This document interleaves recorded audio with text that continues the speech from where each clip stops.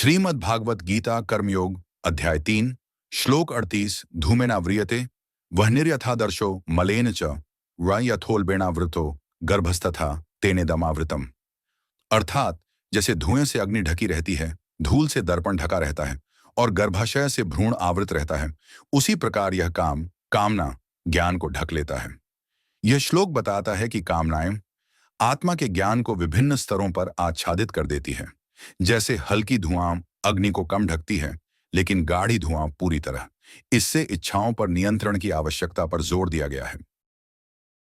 श्रीमद् भागवत गीता कर्मयोग अध्याय 3 श्लोक 39 आवृतम ज्ञान में तेन ज्ञानिनो नित्य वैरिणा इन कामरूपेण कौन्तेय दुष्पूरेणानलेन च अर्हिन।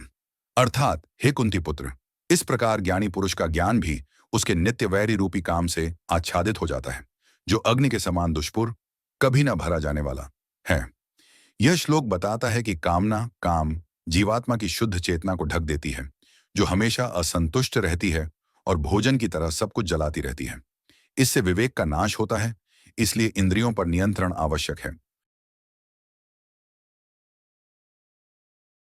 श्रीमद् भागवत गीता कर्मयोग अध्याय 3 श्लोक 40 इंद्रियाणि पराणि अहु इंद्रियेभ्यः परम मन सह परम बुद्धिः पर बुद्धेस्तु महान। अर्थात इंद्रियां प्राणियों से श्रेष्ठ हैं, इंद्रियों से मन श्रेष्ठ है, मन से बुद्धि श्रेष्ठ है और बुद्धि से महान आत्मा श्रेष्ठतम है।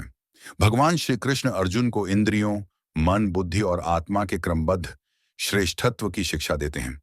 इंद्रियां शरीर से ऊपर हैं, मन इंद्रियों से, बुद्धि मन से और महान तत्व आत्मा या परमात्मा सबसे श्रेष्ठ है। यह श्लोक काम क्रोध की चर्चा के संदर्भ में आता है, जहां इन्हें नियंत्रित करने के लिए आंतरिक श्रेष्ठ शक्तियों का उपयोग बताया। श्रीमद् भागवत गीता कर्मयोग अध्याय 3 श्लोक 51 तस्मात्त्वमिन्द्रियाण्यादो नियम्य भरतर्षभ पापमाणम प्रजहि ह्येणम ज्ञान विज्ञान नाशनम। अर्थात हे भरत श्रेष्ठ अर्जुन, पहले इंद्रियों को वश में करो, फिर इस पाप रूपी शत्रु काम को मार डालो, जो ज्ञान और विज्ञान आत्मबोध का नाश करने वाला है।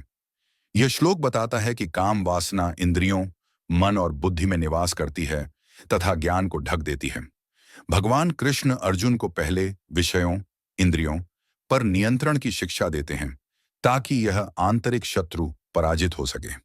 कर्मयोग में यह महत्वपूर्ण है, क्योंकि बिना इंद्रिय निग्रह के निष्काम कर्म संभव नहीं। भागवत गीता कर्मयोग अध्याय 3 श्लोक 42 इंद्रियाणि पराण्याहुरिन्द्रियेभ्यः परम मनः मनसस्तु परा बुद्धिर्यो बुद्ध्या परतस्तु सह आर्ण। अर्थात इंद्रियां परम सर्वोच्च हैं, ऐसा कहते हैं। इंद्रियों से भी मन परम है, मन से भी बुद्धि परम है और बुद्धि से भी परे वह आत्मा है। भगवान श्री कृष्ण अर्जुन को समझाते हैं कि इंद्रियां सबसे निम्न हैं, उनके ऊपर मन के ऊपर बुद्धि और बुद्धि के भी ऊपर आत्मा स्थित है। कर्मयोगी को इंद्रियों को जीतने के लिए क्रमशः मन, बुद्धि और अंत में आत्मा का साक्षात्कार करना चाहिए। यह श्लोक कर्म के बंधनों से मुक्ति के लिए आत्मज्ञान की आवश्यकता बताता है।